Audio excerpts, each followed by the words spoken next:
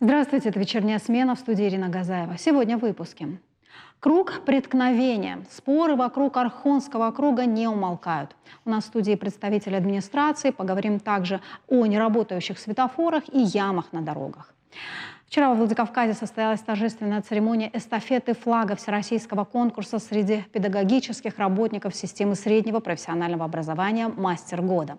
Подробнее о конкурсе поговорим с гостями в студии. И Московский независимый театр «ФИР» совместно с Владикавказским камерным театром «Шкит» выступят с гастролями в Южной и Северной Осетии. Поговорим о современном театре и содружестве двух коллективов.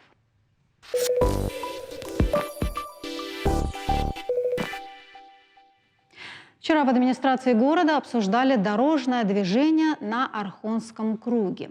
Встреча была доступна для каждого желающего жителя. Напомню, изменить схему движения в этом месте сотрудники администрации решили для того, чтобы усовершенствовать организацию дорожного движения и уменьшить риск возникновения ДТП. А вот автолюбителей возмущают огромные очереди и пробки у въезда в город. В то же время в социальных сетях буквально битва мнений. Для одних отсутствие светофора – это идеальный вариант решения всех проблем, а вторые привыкли к прежней системе. Светофоры, ямы на дорогах – это, пожалуй, самые острые вопросы для автолюбителя. Как организован процесс работы и когда, наконец, мы перестанем жаловаться на дороги. Говорим с гостями в студии. Добрый вечер. Спасибо, что пришли к нам в студию. Но пока к Орхонскому кругу, Роберт, вам задам вопрос. Почему возникло это желание поменять схему движения на этом участке? Добрый вечер, Ирина. Спасибо, что пригласили нас на эту передачу. Дали возможность очередной раз поговорить на эту тему и довести до населения, для всех заинтересованных лиц, чем обусловлено это решение.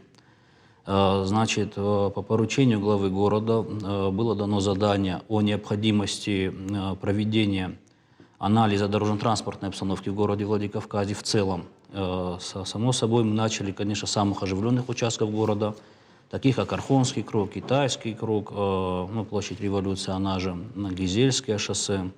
В ходе мониторинга этих объектов, наиболее оживленных по интенсивности транспортных средств, по загрузке, были рассмотрены возможности об изменении организации дорожного движения, в том числе внедрения иных инженерно-технических мероприятий. Эти мероприятия подразумевали под собой отключение светофорной сигнализации, и такая возможность в соответствии с аналитикой, которая была проведена, на самом деле была большая работа перед тем, как это решение было принято, оно не спонтанное. Оно было, проконсультировано с ГИБДД, с другими заинтересованными лицами. И такая возможность была выявлена. В связи с чем, поэтому и назвали это мероприятие экспериментом. Внедрили его, то есть до внедрения эксперимента мы наблюдали крупномасштабные заторовые ситуации, особенно при въезде в город, на других участках. Также на данном участке, по сведениям ГИБДД, было совершено 31 дорожно-транспортное происшествие до момента внедрения эксперимента, то есть до отключения светофорной сигнализации. А вот во время отключения светофора не было никаких ДТП? Нет, Вроде бы в соцсетях что-то появлялось. Нет, конечно, они были, эти ДТП, они были. Надо понимать, что данный участок, он характеризуется именно сложной дорожно-транспортной обстановкой, учитывая интенсивность движения транспортных средств. Особенно это выражено каждый водитель из нас видел, и пешеход в том числе, которые там имеются множественные места тяготения граждан. Мы все это видели, что грузовой транспорт, транзитный транспорт, он создает существенные помехи в движении. И проанализировав эти аварии, мы пришли к выводу, что в основном они происходят непосредственно на кругу.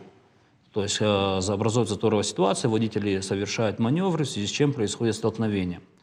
В связи с этим было принято решение, подтверждено и принято решение о возможности проведения этого эксперимента. Светофоры тогда отключили светофорную сигнализацию. Первые 7 дней эксперимента, скажем так, мы данные почитали, посмотрели, но выводы не делали, потому что мы видели, что произошел существенный отток транспортных средств, поскольку банально люди не знали, как разъезжаться на нем. Это связано с знанием правил дорожного движения. И Здесь произошел... параллельно нужно было еще и курсы, да, открывать ну, и просто рассказывать, как себя да, вести. к сожалению, в мы кругу. догадывались об этой проблематике, но что она, можно сказать, в таких промышленных масштабах происходит, мы, конечно, не предполагали. Но произошел отток транспорта, то есть активно анализ проводился уже на вторую неделю эксперимента, поскольку транспорт вернулся. Все разобрались, почитали, видимо, и вернулись на этот круг. После чего заторовых ситуаций продолжительное время не было. За полгода отключения светофора, за то время, пока он не работал, то полгода, произошло 3 дорожно-транспортных происшествия. Там 3 человека ранены, ну, статистика, она имеется.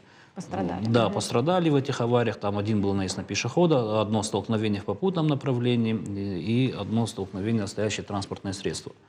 Вот. И произошло, то есть мы заметили, что ну, там год мы брали, да, аварийность, скажем, тут полгода, но получается, что в 5-6 раз аварийность, да, упала по сравнению со светофорной сигнализацией. То есть мы заметили, что какие мы результаты получили, что произошло, значит, снижение аварийной ситуации, уменьшение заторовых ситуаций, но при этом выросла, конечно, эмоциональная нагрузка водителей, проезжающих этот перекресток. После чего мы провели, в момент эксперимента, провели совместно с сотрудниками ГИБДД, за что им, кстати, большое спасибо, всегда оказывают непосильное содействие, провели опрос жителей непосредственно на данном перекрестке, где 61% водителей высказались за то, чтобы светофорной сигнализации на данном объекте не было. Вы знаете, Роберт, я поспрашивала и в тот момент, когда светофор выключили, своих знакомых водителей, я спрашивала и сегодня, и все говорят, что, конечно, светофор там не нужен. Но давайте послушаем, что пишут в комментариях, потом вернемся к беседе. Отмените тогда все светофоры в городе. Дороги будем на авось повезет переходить. Правила и так мало кто соблюдает. А так повод будет их вообще не соблюдать. Кто наглеет, тот и прав. Кто не в состоянии там ездить, либо опыта набирайтесь, либо не садитесь за руль. 3,5 парниковых водителя должны испортить жизнь всем остальным. Пешеходы тоже не преувеличивайте, все вас пропускают. Еще и ходите как барыни на выгуле, пользуйтесь подземным переходом, достало это нытье. Очень хорошо. Без светофоров нужно 3 минуты в лучшем случае. Чтобы проехать, парниковые водители пусть ищут объездные дороги. Давно нужно было разгрузить этот круг. Еще лет 20 назад там уже было перезагруженное движение. Так что нужно дорогу объездной строить. Второй день в час пик свободно проезжаем на Архонском кругу. Наконец-то на свой зеленый светофор. У меня сердце замирает, когда, сидя в маршрутке, проезжаю Архонский круг без светофора. Кто наглеет, тот и едет. Мне тоже кажется, без светофора поток быстрее двигался. Главное быть внимательным и аккуратным. Просто нужно увеличить диаметр малого круга, как на Гизельском кругу. Сейчас все сбиваются после включения светофора. Что вы мучаете людей? Ставьте эти светофоры. Без них каждый летит, чтобы проскочить. Без серьезных ДТП до вас не дойдет, что светофоры на этом именно круге необходимы. Там очень большой наплыв машин, не то что на других кругах. Ну вот сколько людей, столько и мнений получается. И это бывает всегда. Совершенно верно. Да, вот что бы ни сделали, бывает, есть, это нормально, бывает два мнения. Для чего сегодня вы вновь включаете этот светофор? Дело в том, что, как показывала практика, общественность настояла на включении. Ну, общественность – это люди, которые комментируют в социальных сетях. Да, у нас, основном. знаете, да, получается так, да, потому что у нас именно официальных жалоб на организацию дорожного движения на данном участке не было, в том числе и от профильных ведомств. Дело в том, что я остановился на опросе. Простите, а вот в ОНФ поступали такие жалобы? У нас официальных жалоб тоже не было, но звонки были, да. Какие? Звонить могли только те, кто недоволен. Потому что те, кто доволен, они недоволен довольны. чем? Тем, что выключили светофор? Да, тем, что выключили время... Просто сейчас его включили, и тоже есть недовольные. Допустим, я как водитель сам сторонник того, чтобы на круге не было светофоров. Потому что светофор, он создает даже дополнительные проблемы. Дело в том, что когда вы заезжаете на круг, на какой бы свет вы ни заехали, на зеленый это или красный завершает, все равно тот, кто на круге, он главный. Вот если случится ДТП, то виноват тот, кто на круг заезжает. Вот. Есть там светофор или нет, все равно правило такое. Поэтому вот я сторонник того, чтобы по всей стране работало одно правило. Но если есть круг, там должно работать одно правило. Помеха это слева, помеха это справа, но должна быть система. Вот я вообще люблю системный подход и системную работу. А у нас получается так. Один светофор, он с кругом, другой со знаками, Есть третий такое. вообще без ничего. Да. И ты на каждом объекте гадаешь, кто же тут главный. Если ты какой-то знак не увидел, или его вдруг забыли там повесить, или кто-то его снял, то это реально проблема. Поэтому должно быть единое правило хотя бы по всей стране. То есть вот в любой А можно точке хотя бы страны... по всей республике? Республика – это как минимум. Но есть вот правило в ГИБДД, что если есть круг, то кто на круге, он главный. Все, вот это правило должно работать по всей стране. Не так, что вот здесь есть главная дорога и есть знаки, а вот здесь знаков нет, значит он главный. А вот здесь еще светофор вообще еще сбивает дополнительно, потому Вообще... что все равно кто на круге, он все равно главный. Даже если другой начал движение на свой зеленый. Тот завершает маневр, и он будет прав. Удивительно, знаете что? Что вот, казалось бы, такая тема, она, в принципе, не для дискуссий и не для общественных каких-то голосований. То есть почему эта тема стала новостью номер один, по сути, да, у всех на устах? Ну, Ирина, я сейчас постараюсь ответить на этот вопрос. Дело в том, что мы, как специалисты в области организации дорожного движения, в принципе, даже в этой беседе, у нас и вчера совещание было с общественниками, вы это отметили, у нас нет задачи склонить кого-то к тому или иному выбору. Да? Мы апеллируем только теми фактами и теми натурными наблюдениями, которые были получены в результате проведения этого эксперимента. Я же говорю, большая работа была. Мы какие данные получили? Фактическая интенсивность вот этого круга без светофора, она возросла порядка в 2-2,5 раза. ДТП, они снизились, то есть мы же сегодня включили его, и мы наблюдаем заторовую ситуацию с 3 сторон, перекресток из 4 сторон, наблюдаем заторы с 3 сторон. При отключенном светофоре затор образовывался только с одной стороны, с проспекта Коста. Это очевидные вещи, которые даже не надо быть специалистом, это видно тому, кто попытается проехать или пройти данный перекресток. Поэтому, как говорится, да, ваш вопрос правильный, то есть это особо такая тематика, она на уровне это не зона благоустройства, скажем так, которую можно обсуждать, но вот так вышло. И но если вы проделали принципе, такую большую работу, все проанализировав, да, зачем идти и пути... Ну, у нас, знаете, как мы параллельно мы настроены, конечно, общаться именно с населением, потому что граждане города это являются неотъемлемая часть и работы администрации в том числе. К сожалению, это даже не всегда активно бывает, ну, независимо от вопроса, да, то есть хотелось бы, конечно, чтобы больше, и глава города этот момент подчеркивает, что хотел бы, чтобы жители города принимали более активное участие в жизнедеятельности города. Спасибо. Вот по пешеходному переходу, да, тоже вопросы были. Нельзя ли его чуть перенести, наверное? Или вот как-то можно решить эту проблему? У нас вопрос стоит так, что в случае, то есть сейчас мы вчера провели совещание, мы сегодня, значит, анализируем эти данные, полученные в результате проведения этого совещания, то есть что подразумевается, в случае, если эта светофорная сигнализация на этом объекте будет отменена. Это подразумевает по собой параллельную реализацию комплекса инженерно-технических мероприятий, такие как уширение диаметра круга, насколько возможно. То есть мы подчеркивали, что вообще по нормативу круг отлично функционирует от диаметра 70 метров и выше. А здесь он? На сегодняшний день он 28 метров. И есть физическая возможность уширить его до 42 метров. За счет чего? Там есть островки безопасности, скажем так, мертвая зона. То есть количество полос будет, конечно, сохранено, учитывая трафик. Значит, увеличиваем диаметр необходимо, и увеличить выключаем диаметр светофор. круга, не только включаем, после чего будет также нанесена дополнительная дорожная разметка, дополнительные дорожные знаки.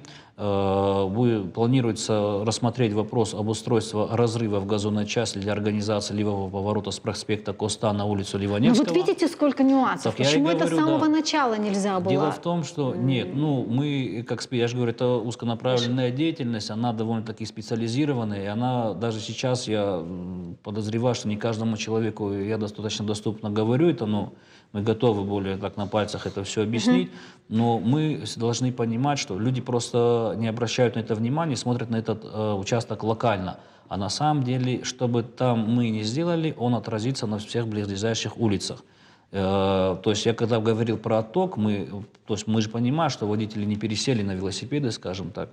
И мы поехали на близлежащие улицы, улица Леонова, Кисаева, они были предельно забиты, в пробке стояли там. То есть это понятно, очевидно, что люди пытались этот участок объехать. Да, объезжают. Да. Да. Спасибо большое. Значит, все-таки пришли к чему? К тому, что светофора там не будет в скором будущем, когда все После это расширим, внедрения, да, после проработаете. внедрения. Спасибо. Почему так плохо светофоры работают? Почему очень часто на одном участке, ну хорошо, если выключился сегодня светофор, то завтра он тоже не работает? Как работает ваша служба, Станислав? Ну, наша организация обеспечивает работоспособность светофорных Как объектов. контролируете вы эти моменты? Контролируются моменты. Значит, бывает несколько типов контроля. Допустим, у нас есть система контроля электронная на новых светофорных объектах, да, где есть GPS-датчики, которые сообщают нам о выходе из строя по причине, допустим, падения напряжения. То есть это сети. только на новых светофорах, а старые светофоры? Старые светофоры в будущем, конечно, будут этим тоже. Меняться? Да, конечно, этим занимаются, да. И тогда автоматически неисправность приходит к вам, Дают сигнал о том, что светофор не работает, и в дальнейшем уже, если это техническая поломка, значит, выезжает бригада незамедлительно, она круглосуточная, эта бригада, на ремонт светофора. Если это идет проблема в подаче электроэнергии в сетях, то это профильным уже учреждением адресуется, они устраняют проблему.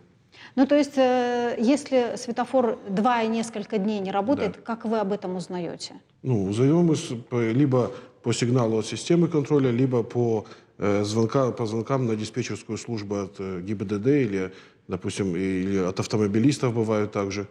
И надо понимать, что электрическое питание светофорных объектов, оно не всегда в легком доступе. Бывает и подземное питание, и обрывы, и поломки могут быть не так легко доступны. А вы можете назвать номер телефона, куда можно позвонить? Вот не работает светофор, позвоните, чтобы экстренно этот вопрос решился. Да, 76 74 10. 76 74 10. Ну, или в колл-центр, Или в 30 колл-центр. 30, абсолютно. 30, 30. ГДС передает, дежурная ГИБДД передает, любой способ.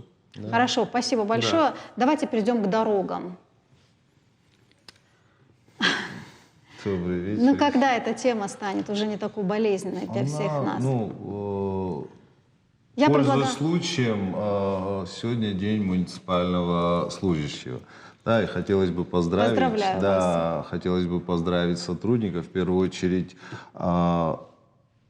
направление ЖКХ, направление образования, эти такие вот моменты, которые на самом деле, колоссальный труд, это, неоценимый, скажем так, да, в общем, перейдем к вопросу. К вопросу о дорогах я предлагаю пока посмотреть, у нас есть видео, и, наверное, все-таки Руслан прокомментирует, а потом мы к вам. Хорошо.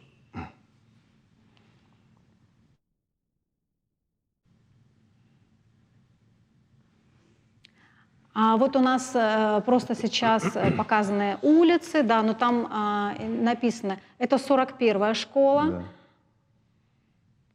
Да. 41-я школа. А дальше есть еще видео. Да, пожалуйста, режиссеров попрошу показать видео. И это у нас... Сейчас звук будет. Вот, пожалуйста, что мы наблюдаем на улице Ставропольская. И вот так каждый раз.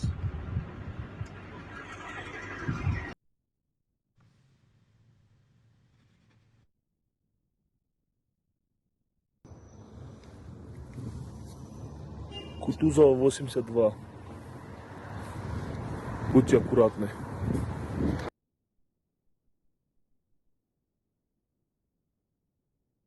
Эту работу по мониторингу улиц проводим регулярно, поэтому мы предлагаем в этом направлении конструктивно сотрудничать городу, потому что есть участки, которые, ну, возможно, службы не всегда видят. Мы эту работу делаем постоянно, у нас есть карта убитых дорог, где все эти проблемные участки нанесены, мы ее регулярно обновляем. Хочу сказать спасибо городским службам за оперативную реакцию на некоторых участках. Вот буквально на прошлой неделе. Но это вы о ямочном ремонте Да, говорите, ямочный ремонт, когда они очень быстро реагируют, то есть не всегда мы даже успеваем на карту нанести, они реагируют. Но, к сожалению, ситуация сложная, это и возле школ, это и вот особенно те маршруты, где, допустим, курсантов, кировцев и трассовая, это улицы, которые городские, но по ним идет очень большой поток грузового транспорта, потому что одна является... Но там даже намека, по-моему, на асфальт нет. Или... Нет, асфальта там есть, там? но там проблема в том, что идет очень много большегрузного Повреждает. транспорта. Да, то есть по трассовой это между Заводским и Владикавказом, и там вот весь грузовой транспорт, который заезжает в город, он уходит туда. И, Ну, как-то надо решать вот эту эта проблему. дорога, она, ну, я думаю, что она не рассчитана на эту нагрузку, поэтому вот там нужен капремонт, причем серьезный. То же самое с курсантами, кировцами. Это одна из улиц, по которой как раз можно объехать Орхонский круг. Это сразу вот на въезде в город, поворот направо, и уже до Весенней. Вот эта улица, она маленькая была, там тоже, конечно, проблема. Ну, помимо этого проблемы есть. Ну, я же говорю, давайте конструктивно сотрудничать Роберт, и а быстро нельзя реагировать. поставить знак, да, чтобы, ну, не объезжали Знак? машины большегрузные? Да. Не, там дело не в том, что знак поставить, там просто она разгружает остальную часть города, это именно такая дорога.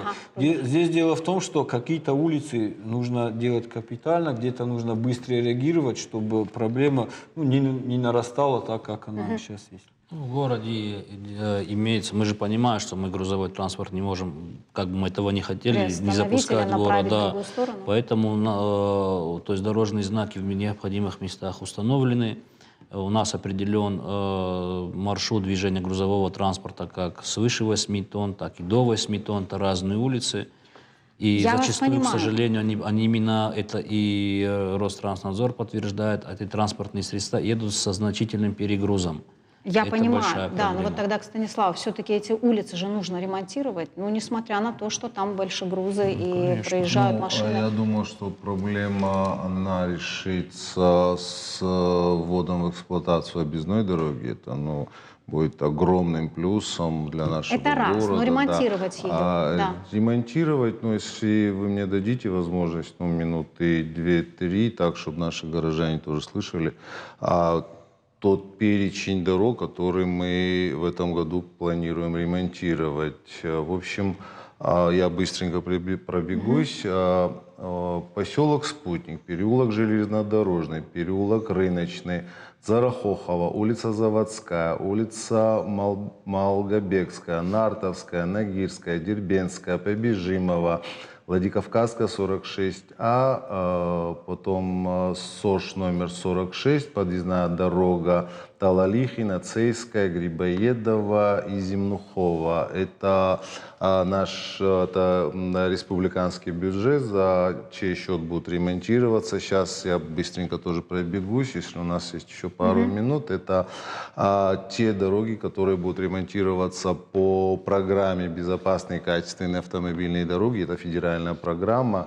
Это улица Калоева, это еще раз улица Калоева от Хаджи Мамсурова до Кольбуса, Тургеневская от Калинина до Зои Космодемьянской, Тургеневская от Гагарина до братьев Газдановых, Тургеневская от Зои Космодемьянской до Гукаева, Голковского улица, потом Ливаневского от улицы Калинина до улицы Малиева, улица Левченко, Ставропольская. Ставропольская, то видео, которое мы сюжет, сейчас... Ну, да, слава богу.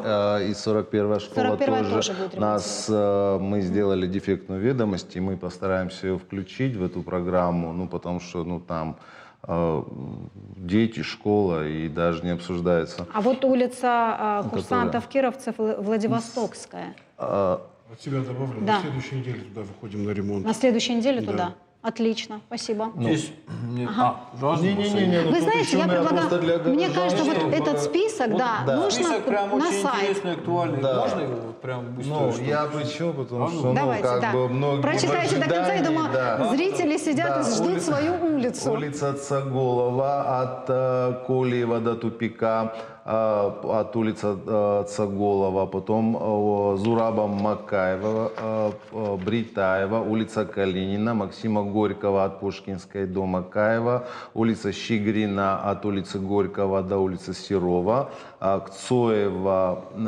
потом еще Коцоева улица от генерала Плеева до Пашковского, ремонт братьев, переулок Транспортный, проспект Коста от улицы Нальчинской до генерала Плиева, улица Бибова-Таева от Кирова до переулка Мемисонский, улица Трасова от Тельмана до Бесланского шоссе, улица генерала Хитагурова от улицы Барбашова до улицы Малиева, улица Весенняя от генерала Дзусова до Владивостокской, Кырджалийская от Первомайской до аллеи Габараева. И последняя улица Веселая. Это от Костанаева до Ордонской. Все, ну это вот такие масштабные работы это будут, да? да. Как Но и в этот прошлом список году. еще не окончательный, потому что мы... Будут добавлять. Да. Ну, пожалуйста, мне кажется, этот список Одна нужно... просьба и дополнение. Вот я опубликовать. очень хороший перечень, полностью поддерживаем. Многие из этих улиц у нас на карте убитых дорог есть, мы их смотрим. Здесь у меня просьба такая. Сделать комплексно вот эту работу, потому что ну вот многие из этих улиц, там нет ливневок. И без ливневок, конечно, это будет большая проблема. Та же вот трасса. А предусматриваете вы? Вот это чуть разные проблемы. Или Я это думаю, уже они ЖКХ? прокомментируют. Почему я говорю? Вот все коммуникации, которые внизу. У нас иногда бывает ситуация, что мы не успели нанести разметку, начинаются раскопки, то водопровод, то еще что-то. Вот очень часто. Плюс, если, допустим, кто-то хочет эту дорогу, опять что там какие-то коммуникации проложить, я думаю, нельзя давать разрешение, пока не будет у них договора на реконструкцию этой дороги, чтобы она была приведена в то же Такой нормативное же вид. состояние, не как сейчас они ее разрыли, оставили или сами там асфальт накидали. То есть это вот две большие проблемы, на которые я бы хотел, чтобы обратили Да, внимание. Станислав. Да, обязательно. Спасибо. Ну вот как в прошлом... Да, Роберт, что-то хотите добавить? Да, я чуть-чуть добавлю. Именно разрыть это на самом деле большая проблема для нас, особенно для новых дорог. Мы вот этот перечень ежегодно заранее отправляем во все специализированные службы, у которых есть коммуникации.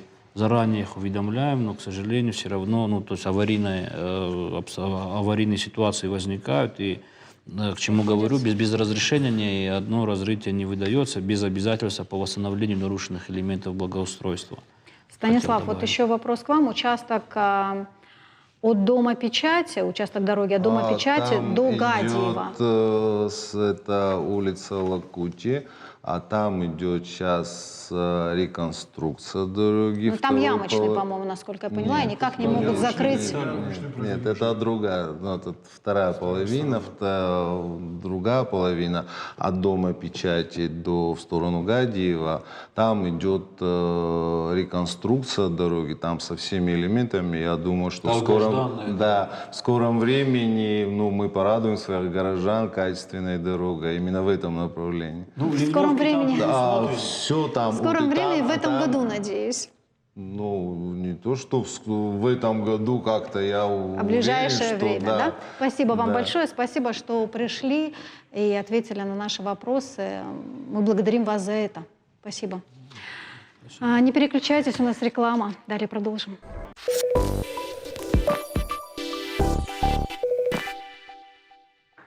Продолжаем эфир. Вчера во Владикавказе состоялась торжественная церемония эстафеты флага всероссийского конкурса среди педагогических работников системы среднего профессионального образования «Мастер года». Конкурс проводится в рамках федерального проекта «Профессионалитет». как подобные мероприятия способствуют повышению уровня и качества образования наших детей, поговорим сегодня с гостями в студии. Добрый вечер, спасибо, что пришли к нам в студию. Вадим, вот этот конкурс «Мастер года», насколько вообще это важно для нашего региона?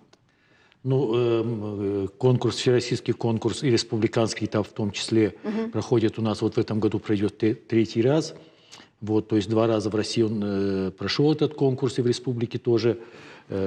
Мастер года – это уникальная возможность показать мастерам производственного обучения и преподавателям, ну, по-простому спецдисциплин, а так профессионального цикла преподавателям в колледжах и техникумах в республике, показать свое мастерство, обменяться опытом и с республиканскими коллегами внутри республики, а если выезжаешь за пределы, становишься победителем, то, конечно, масштаб обмена опытом становится шире намного, и обмениваешься опытом со всеми коллегами, которые собираются... Так, обмен опытом понятно, да. А вот главная цель, главная задача такая, главная задача? Главное повышение мастерства профессионального мастеров производственного обучения, так как от них зависит будущее, будущее тех ребят, которых обучают. И получить профессиональные устойчивые компетенции для ребят, чтобы ребята получили, это основное. То, что требуется от мастеров производственного обучения, от обучения в колледжах и, соответственно, от преподавателей профессионального цикла. А вот насколько сегодня эти профессии востребованы? Наверное, Валерий, вас спрошу, да, востребованы ли? Ну, вообще ваш колледж, конечно, он в последнее время прям набирает популярность. Но вот профессии, есть ли те, которые не особо востребованы? Из года в год, конечно, благодаря тем или иным рейтингам или же запросам экономики проводится мониторинг. И по данным мониторингам есть профессии, которые, как говорится, уходят с рынка, и есть профессии и специальности, которые приходят в рынок. Следовательно, есть, конечно же, ушедшие, и есть новые специальности, и за этим, как говорится, ведомство и руководство очень сильно следит. У нас задача нон-стопом заниматься профессиями ТОП-50, которые есть в регионе, и мы их очень четко выполняем. Нам приходится сейчас получать новые лицензии, проходить аккредитацию, вводя новые специальности. Ну и вот, наверное, этот конкурс, он все-таки престиж, да, вот профессии поднимает? Вы знаете, за 3-й год проведения данного конкурса, вольно-невольно, когда мы готовились к участию и на федеральном уровне, и на региональных этапах, приходится изучать практику практически всей страны. Тем самым ты изучаешь то, что до сих пор, как говорится, было в твоем неведении. Благодаря этому, конечно же, растет опыт того специалиста, который дальше это все вменяет в практику обучения будущих специалистов. Потому что мне кажется, вот вы-то с молодежью общаетесь, мне кажется, что сегодня дети все хотят, и молодое поколение хотят легко зарабатывать. Им хочется быть блогерами, и все, и хороший доход. Да? Вот поэтому я говорю, вот насколько, как сегодня популяризировать эти профессии, которые действительно же нужны, ведь они нужны. Они необходимы, они необходимы. Мы же каждый день сталкиваемся даже в быту, когда нам не хватает элементарно мастера, дома что-то сломалось, кафельщиков не хватает, строителей не хватает. Не хватает. И сегодня они на вес золота. Люди, работающие руками, они во все времена были, есть и будут очень сильно востребованными. Но понимая вопрос, что да, на самом деле физический труд сегодня у многих не в цене, но жизнь же все равно свои какие-то аспекты выставляет, и тем не менее они будут в цене. И как бы молодежь сегодня не крутилась, они все равно придут и приходят в систему среднего образования получать документ. Это необходимо. А, Залин, вы вот в прошлом году победили этот конкурс. Актриса, вот эти вопросы как-то поднимались во время конкурса? Вопросы, как популяризировать? Ну, конечно, главная цель проекта состояла не в популяризации каких-то профессий, а именно в том, чтобы поднять уровень преподавания, то есть поднять профессионализм преподавателя. То есть цель проекта в том, чтобы увидеть лучшие педагогические практики России. То есть на конкурсе были представлены лучшие преподаватели с каждого региона. Поэтому вы доносите это до своих сегодня студентов? Конечно, конечно. А они влюбляются, наверное, в профессию. Конечно. И это же идет цепочкой тоже, да? Они передают это своим знакомым, друзьям. То есть, ты знаешь, там так это интересно, они включаются. Поэтому я думаю, что здесь работает эта вещь как престиж, Педагогика да? не стоит на месте. Да. Появляются новые технологии, методы преподавания. Поэтому вот такие конкурсы, они помогают познакомиться с этими технологиями. И, конечно, детям намного интереснее, если им материал преподносят так, чтобы они его поняли и чтобы заинтересовались. Да, совершенно правильно.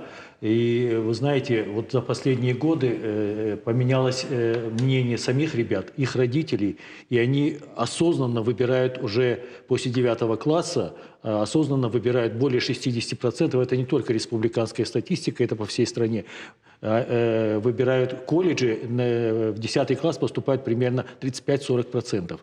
Поэтому это говорит о востребованности и правильной профориентации. Там много факторов. И то, что современные специальности, наряду с теми, которые Валерий Батразович говорил, что каждодневно необходимо в жизни человека именно участие специалистов, которые своими руками что-то могут делать. Каждый на себе это испытывает. Но и появляются те специальности, которые с робототехникой связаны, с летающими объектами, беспилотниками. То есть абсолютно современные прототипирование, 3D-моделирование. То есть они тоже приходят к нам в республику, они уже в других регионах есть.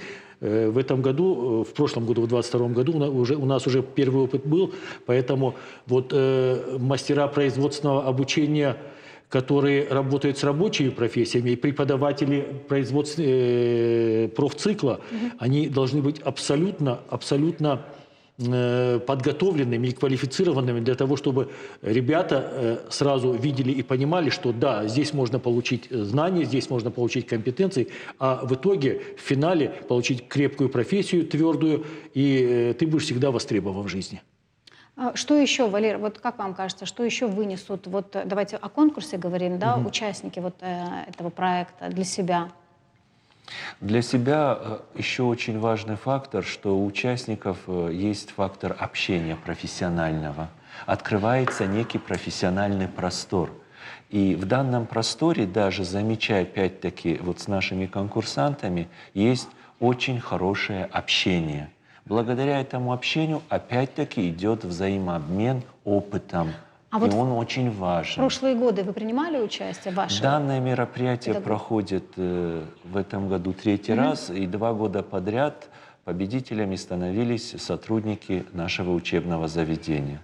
Что поменялось? Вот можете какое-то сравнение провести? Понятно, что, может быть, не так вот, да, масштабно, но вот есть какие-то изменения именно с этими связанными педагогами? Очень важный фактор участия в данном конкурсе – это молодые специалисты.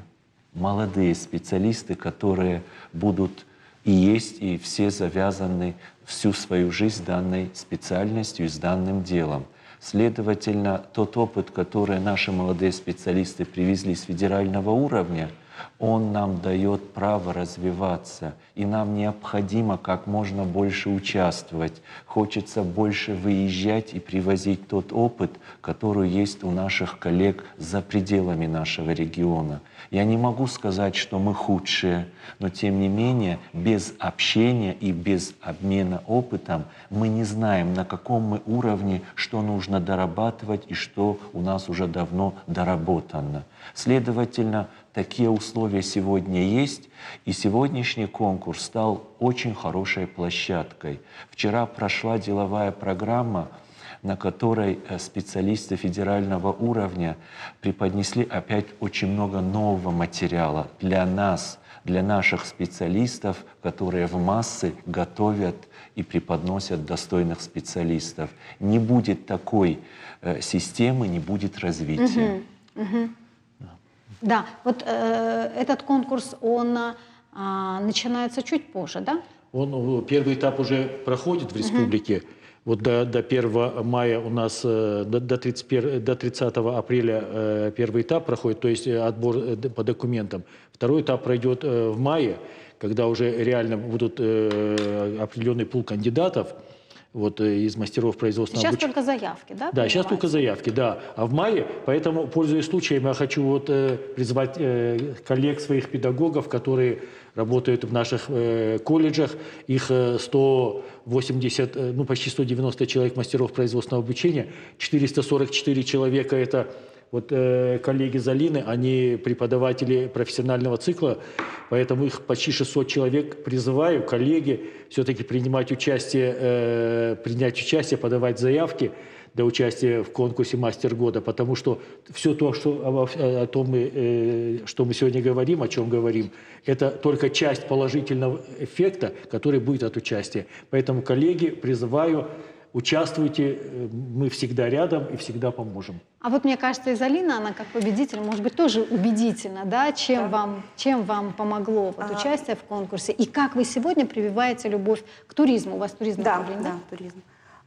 Участие в конкурсе – это большой опыт. Конечно, было очень сложно проходить все эти этапы, но и это большая возможность повысить свой уровень профессионализма. Конечно, я очень благодарна, что мне дали возможность поучаствовать, поехать на всероссийский этап конкурса, потому что это совершенно другой уровень, совершенно другие знания, и это очень необходимо просто для развития именно педагогического мастерства. И, конечно же, все-таки опыт преподавания, который я увидела в России, он мне позволит по-новому посмотреть. Отличается, да? Да, конечно, есть какие-то отличительные моменты тоже, может быть, что-то более современные, какие-то методики, которые я буду уже применять непосредственно в своей работе, со студентами. Я надеюсь, что будут результаты. Спасибо большое. Да. Да, у нас мы не варимся в своем собственном соку. У нас прекрасный только что Залина из Якутии вернулась. Она потом, наверное, расскажет тоже, от А до Я проект, от Алани до Якутии. Они к нам приезжали целым самолетом, мы сейчас туда полетели. Поэтому великолепно. 2 дня, вчера то, что собралось у нас 6 регионов Северокавказского федерального округа, Волгоград и Адыгея, плюс еще к этому. Это тоже невероятно позитивная ситуация, потому что Валерий Батразович говорит, что вчера стратегическая сессия, и там реально ставропольская делегация, 13 человек, я просто с ними был, поэтому видел, какая дискуссия хорошая была, и это очень позитивно влияет. Очень хотим мы с нашими внешними партнерами из других республик, из других краев областей, чтобы они нам передали свой опыт именно в плане обучения высоким технологиям, современным профессиям. Чего у нас пока нету, поэтому да, мы очень хотим, и со Ставрополем мы уже заключили договор, поэтому теперь мы к ним поедем. Надеюсь, все это даст какой-то результат через к следующему году. Спасибо большое. Я желаю вам удачи в вашей профессии, вашему конкурсу, нашему конкурсу, да? Всем участникам тоже удачи. Валерий, вам я желаю, чтобы ваш колледж превратился в академию, потому что так популярный колледж, конечно, востребован очень. Спасибо. Спасибо, что пришли в студию. Спасибо вам. Спасибо вам. Спасибо. У нас реклама, не переключайтесь.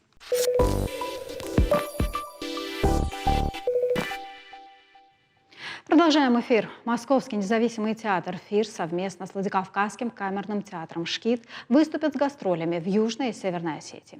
О современном театре, постановках и содружестве 2 коллективов говорим с гостями в студии. Добрый вечер. Спасибо, что пришли к нам в студию.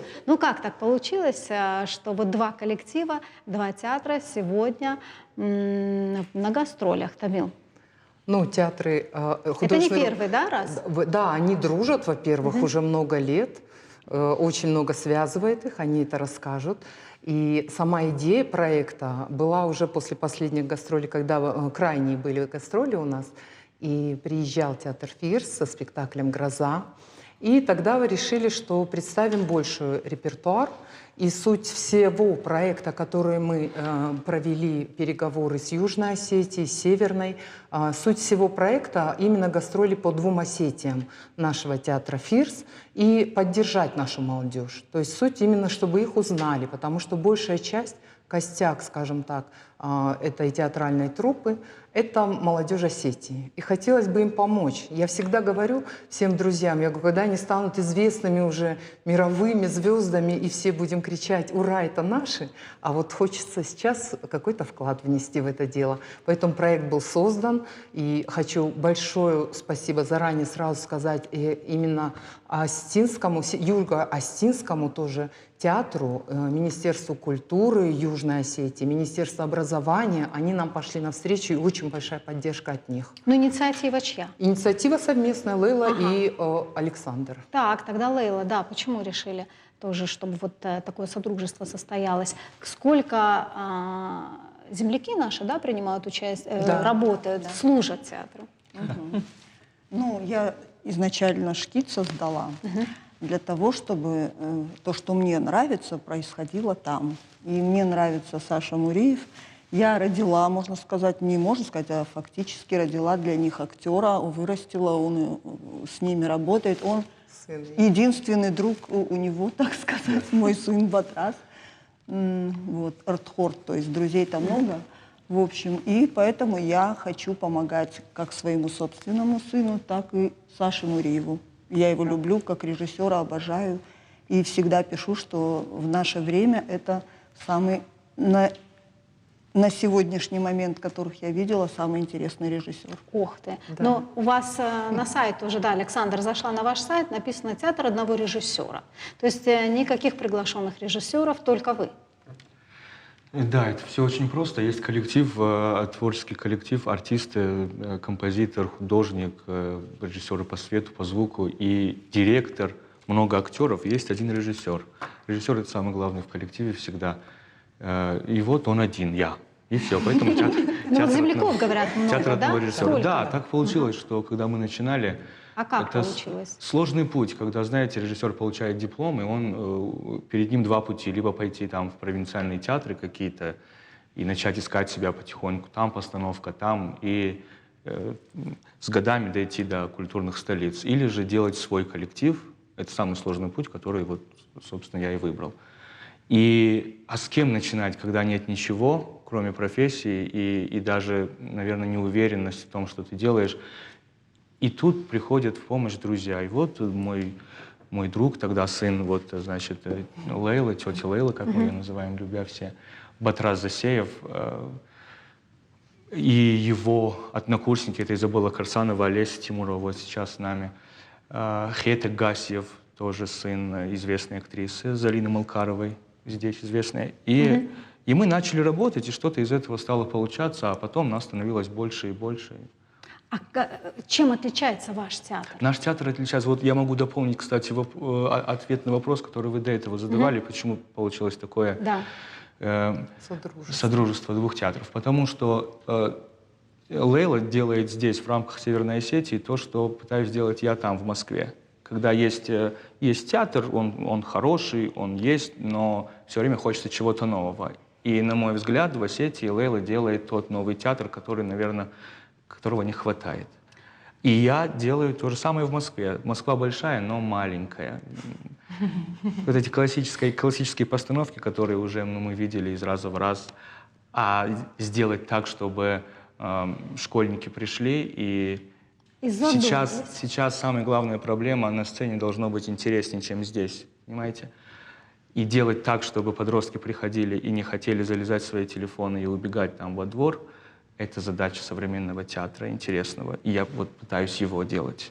Не тяжело выживать современному театру? Потому что вот вы говорите 2 пути у человека, который закончил вуз, да, а 3-й путь — найти себе другую работу, а творчество — это как хобби, да, оставить... Я вчера был на радио в Москве, и тоже похожий вопрос был, любимое дело или что-то такое. Театром можно заниматься, если ты ничем больше не можешь заниматься, понимаете? Либо вот театр и все. Да. Вот если я могу пойти куда-то еще работать, то я пойду, и слава богу. Потому что каждая премьера, это стоишь и думаешь, ну зачем мне это надо? Все, вот лучше сжечь себя, умереть и все. Тебя трясет, артисты все волнуются, ты вместе с ними и думаешь, все, вот сейчас сыграют и заканчиваем, хватит. Так, А потом актриса проходит, тоже так думает? да, наверное, да. Сейчас у нее спросим. Потом проходит один день, ты приходишь в себя и снова бежишь в театр, потому что ты не можешь без этого. Да. Ну, я солидарна с Александром. И последний спектакль, который прошел 12 апреля, в день рождения Островского, 200 лет. Вот, кстати, в прошлом году мы также играли на сцене ЦДРИ этот спектакль. И он для меня был очень показательным в том плане, что зритель был не похож. Ну, это не наш зритель. Я объясню, что я имею в виду. Не родственники, не друзья. Это зрители, которые купили билеты. Зал полный. И я впервые... А вот есть разница, да? Есть разница. Вот, например, зал нас не отпускал. Они нам аплодировали, кричали «Браво!». Мы выходили на поклон несколько раз. И это очень... Для меня это мой актерский рост. То есть, и, кстати, для меня еще актерский рост, когда мне букеты не друзья дарят, а совсем незнакомые зрители. Это, ну, это очень приятно. Это как-то... Я понимаю, что человек купил букет, он пришел в театр и думает, ой, а кому бы мне подарить? Ну, наверное, кто больше понравится? Я сейчас не к тому, что я там... Я поняла, да. поняла. Вот. И для меня, как для актрисы, вот это вот такой вот, это для меня ценно, это для меня рост и показатель того, что наш театр вышел на профессионально хороший уровень, и дальше будет больше. То есть, по сути, аншлаги? Да, слава да, богу, да. всегда. Да. Да. При всем при этом у нас нет никакой рекламной кампании, надо заметить. То есть у нас нету никаких там платных пабликов, у нас нету никакой Я там... могу, наверное, открыть секрет этого всего, потому что у нас талантливейшая труппа. Я здесь ни при чем, я просто работаю спокойно. Но артисты, вот последний курс Владимира Рамовича Этуша в Щукинском институте был, и три студента из этого курса в нашем театре. Вот я приезжал в прошлом году сюда, во Владикавказ, делал спектакль в Шките как раз у тети Лейлы, и к нам пришел Руслан Гагиев, который год назад, по-моему, до этого закончил институт. И талантливый по органике, по способу существования на сцене я давно не видел артиста. Сейчас он, если вдруг слышит, то да, зазнается, нельзя так говорить, но это так. Сейчас очень много студентов выпускается, но и все вот так как-то много. А еще можно попасть в вашу Вообще нет, потому что, как говорили великие классики... То есть кастинги не проводятся? Нет, а зачем? Вот в этом еще отличительная особенность независимого театра, когда вот вчера, опять же, на радио, а какой спектакль вы мечтаете поставить, спрашивают у меня. А я говорю, мечтаю поставить Оскара Уальда, как важно быть серьезным, и у нас после гастролей первые читки уже. Потому что мечтаю и делаю, потому что это наш театр. А в больших государственных там кто-то звонит, говорит, что нужно ставить. Да, да. А мы, да, очередь. А мы сами себе. А тогда вот о репертуаре. Я поняла, что вы выбираете так, да? Вот захотел, мечтал и поставил спектакль. Да. Вот берете ли вы или думали ли вы о том, чтобы взять осетинских драматургов? Знаете, вот если как раз-таки говорить о мечте, что я хочу поставить, но это, конечно же, Фатима Хитагурова. Но я знаю, какой это должен быть спектакль. Это масштабнейшее, даже не спектакль, а целое действо с вовлечением каких-то больших ансамблей национальных, художников, которые много знают о нашем крае. То есть от них, моих мыслей для того спектакля, который я хотел бы сделать... Не минимализм какой-то? Нет, это уже будет такое масштабное что-то, когда сейчас наша республика, слава богу, в отношении туристов стала популярной, и когда приезжают отовсюду к нам, чтобы можно было сказать, что вот, придите, посмотрите, и это будет такой большой визитной карточкой нашего края, и это требует масштабного подхода к этому делу. Подключение очень многих, не знаю, половины умов нашей республики, наверное. Вот если мы говорим сейчас о гастролях, да, давайте подробнее. Где, какой спектакль, на какой сцене? В В Южной Осетии, в городе Цхинвал, мы играем в драматическом театре имени Костахи Тагурова. Министерство культуры Южной Осетии нас приняло с распростертыми объятиями. Огромное спасибо за это, конечно. Вот, играем там, в театре, на сцене. А в Северной Осетии мы играем на сцене Согу. 24 и 25 днем это сказка для детей и взрослых о потерянном времени.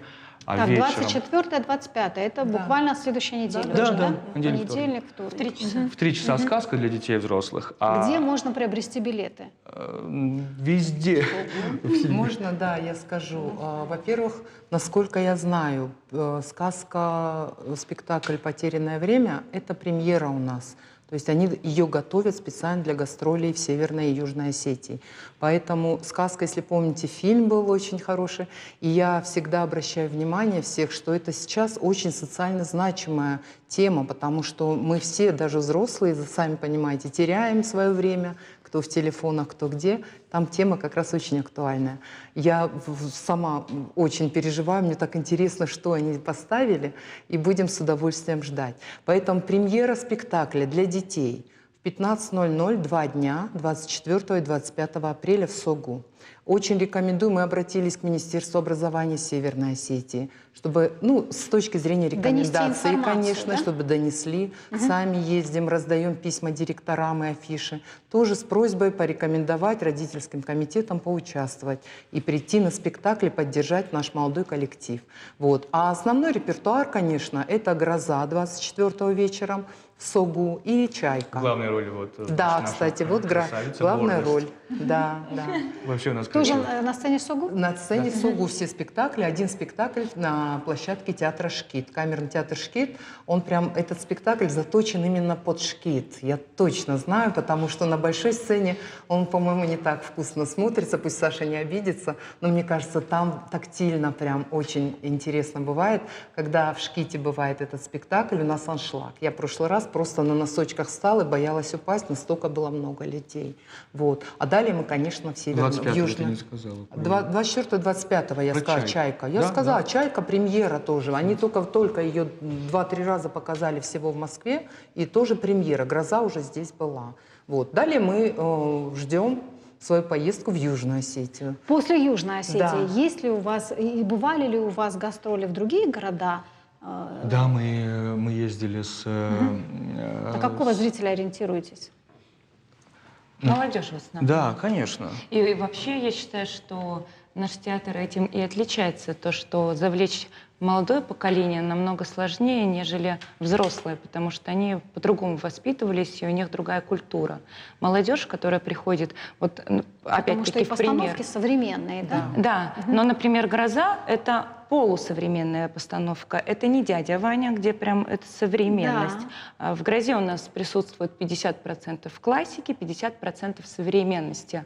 И хочу сказать, что Саша ставит спектакли так, что молодому поколению интересно смотреть. И я считаю, что это его главная фишка и достижение. Вот. Классно. Да. Вот на «Дядю Ваню» я ходила, 21 год был, да. Да, я там играла Елену Андреевну. Все, поняла. Теперь узнала. Да. Спасибо. Вот планируете ли, с гастролями куда-то еще?